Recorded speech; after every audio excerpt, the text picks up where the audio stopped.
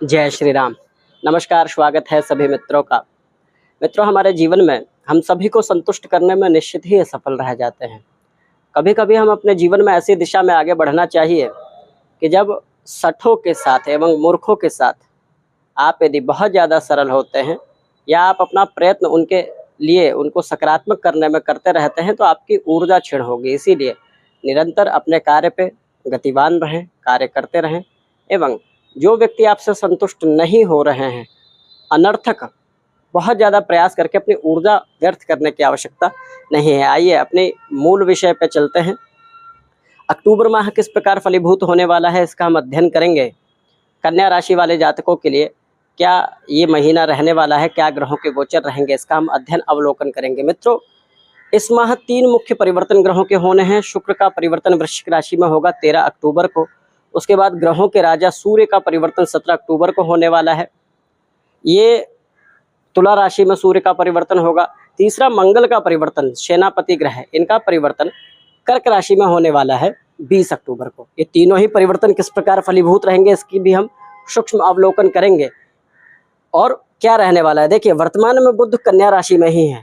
कन्या राशि में बुध बलवान अवस्था में है, अर्थात ये समय ऐसा रहने वाला है कि आपकी भूरी भूरी प्रशंसा, आपके कार्यों की प्रशंसा, आपकी योग्यता की प्रशंसा, समाज में ख्याति स्थिति बनी हुई है कि सकारात्मक होने वाली है।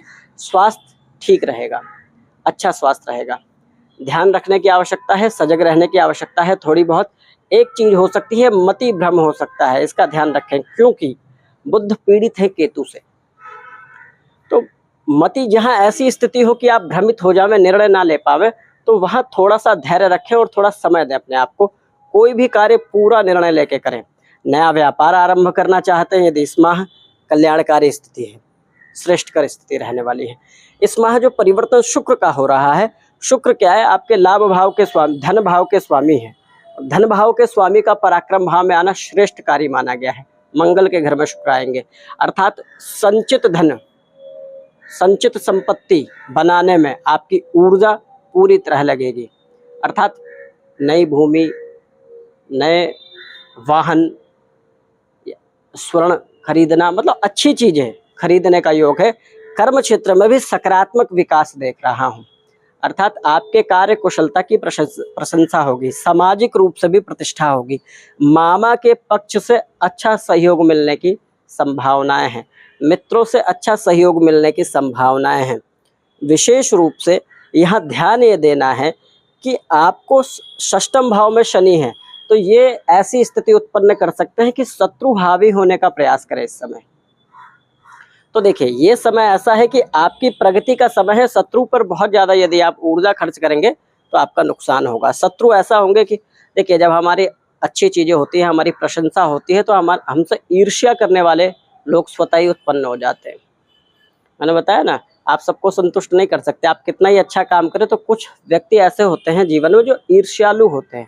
उनका स्वभाव ही होता है कि अच्छे कार्य को देखकर जो है जलना। अब जिसमें ऊर्जा नहीं होती, शक्ति नहीं होती, वो दूसरे की शक्ति को देख के निश्चित रूप से भयभीत होगा। तो बिल्कुल भी व्यर्थ रूप से उस पर सोचने की आवश्यकता नहीं है। सकारात्मक है। ध्यान क्या देना है, दाम्पत्य संबंध में, प्रेम संबंध में, अपने पारिवारिक जीवन में थोड़ा सा ध्यान देना है। स्थिति वाद विवाद तक ना जावे, इसका ध्यान देना है, क्योंकि ऐसा हो सकता है कि आपके भाग दौड़ भरे जीवन में आपके संबंधों में थोड़ी बहुत खटास आ जाए। यदि कोई समस्या पहले से चल रही है, संबंध में यदि परेशानी चल रही है, पारिवारिक जीवन में कलह का यदि वातावरण चल रहा है, तो इस महीने ध्यान रहे कि शांत रहने की आवश्यकता है। आप निर्णायक भूमिका निभा सकते हैं पारिवारिक कलह को दूर करने में, एवं आपका शांत रहना, धैर्यपूर्वक रहना ही कल्याणकारी है, क्योंकि परिवार से बहुत ज़्यादा सहयोग की संभावनाएं कम ही रहने वाली हैं। समाज से अच्छा सहयोग रहेगा आपको, सामाजिक प्रतिष्ठा भी बढ़ेगी। कर्म क्षेत्र के लिए बहुत अच्छा देख रहे हैं। देखिए, व्यय भाव के स्वामी सूर्य का परिवर्तन हमने बताया 17 अक्टूबर को होगा, तो व्यय भाव के स्वामी धन भाव में जाएंगे, संचित धन भाव में। तो कोई ना कोई ऐसा खर्चा करवाएंगे जो खर्चा वर्तमान में तो आपका धन जाएगा, लेकिन भविष्य के लिए कल्याणकारी रहने वाला है। साथ में मंगल का परिवर्तन भी होगा।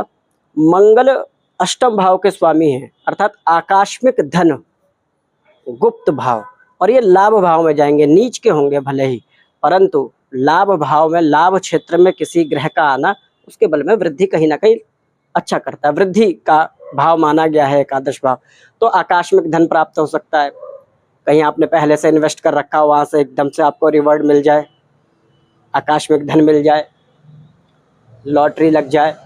आज की स्थिति में ये कह सकते हैं ऐसा हो सकता है, ऐसी संभावनाएं हो सकती हैं कि आकस्मिक धन की प्राप्ति हो जाए। धन के लिए श्रेष्ठ कर्म है, ये देख रहे हैं। ध्यान क्या देना, देखिए मति भ्रम होगी, इसका ध्यान रखना है।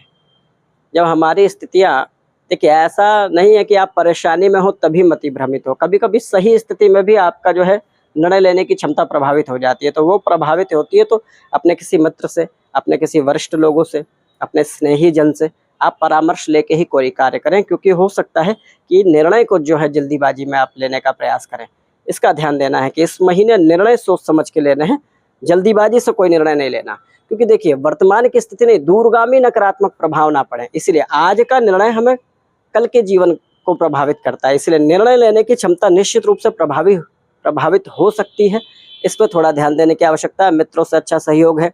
दाम्पत्य जीवन का मैंने बताया, संबंधों का ध्यान देना है, पारिवारिक संबंधों का ध्यान देना है।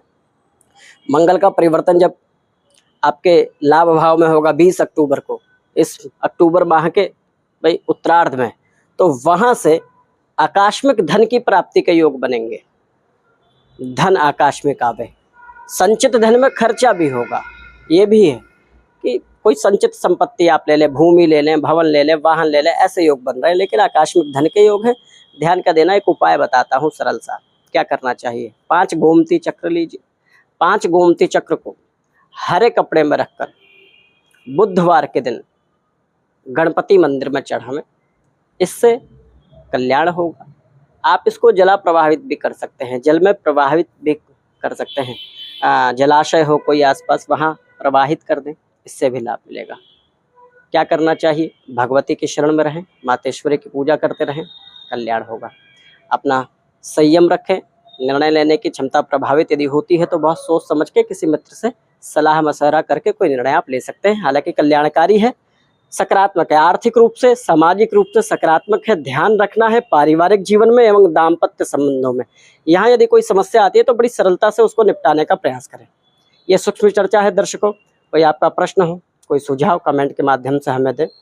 एवं यह हमारा ज्योतिषीय चैनल है, आप हमसे जुड़ सकते हैं। अभी के लिए धन्यवाद।